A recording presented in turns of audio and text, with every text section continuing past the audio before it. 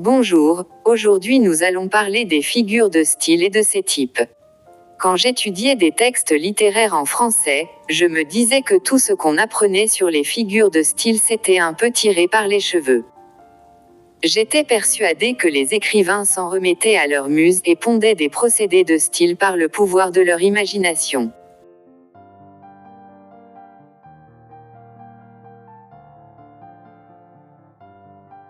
Une figure de style est un procédé qui agit sur la langue et crée un effet de sens ou de sonorité. Nous ne verrons dans cette vidéo que les figures de style de répétition et leur définition. Il existe des figures de répétition. Les figures de répétition, elle est composée de différents types. L'anaphore, le pléonasme, la gradation, le parallélisme, la répétition. Nous verrons ce que signifie chaque type et donnerons quelques exemples appropriés.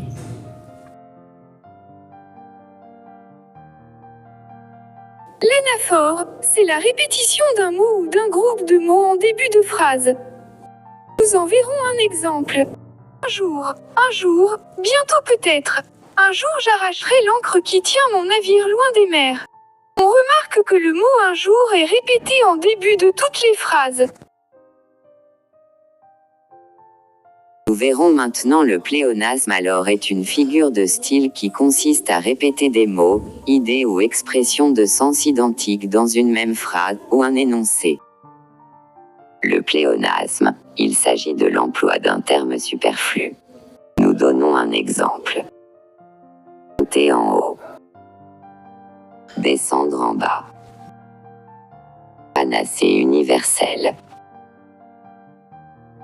Très utilisé en littérature et dans le langage courant, le pléonasme met en relief des termes dans la phrase qui ont le même sens, afin de créer un effet d'insistance.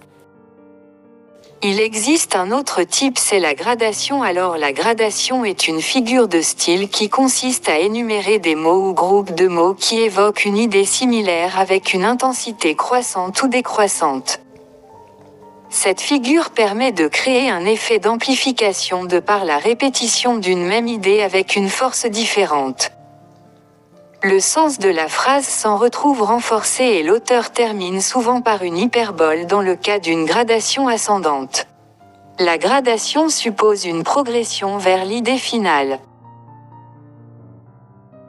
La gradation, des mots sont assemblés successivement de manière croissante ou décroissante. Nous fournissons quelques exemples. Vous ne donnez qu'un jour, qu'une heure, qu'un moment.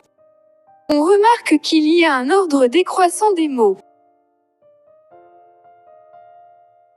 Nous allons maintenant voir ce que signifie le parallélisme. Un parallélisme est une figure de style qui consiste à juxtaposer deux groupes de mots, deux phrases ou deux vers construits sur la même syntaxe.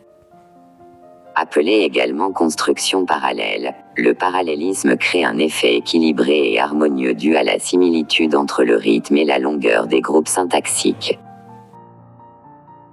Le parallélisme reprend une structure syntaxique. Nous en donnons un exemple. Partir pour tout laisser, quitter pour tout abandonner. Cette construction parallèle apporte une certaine harmonie dans la phrase, renforcée par un rythme symétrique. Le dernier type de figure de style est la répétition. La répétition, le même mot est réécrit plusieurs fois. Nous donnons un exemple.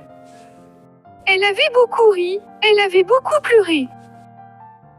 Nous remarquons une répétition dans le mot beaucoup de fois.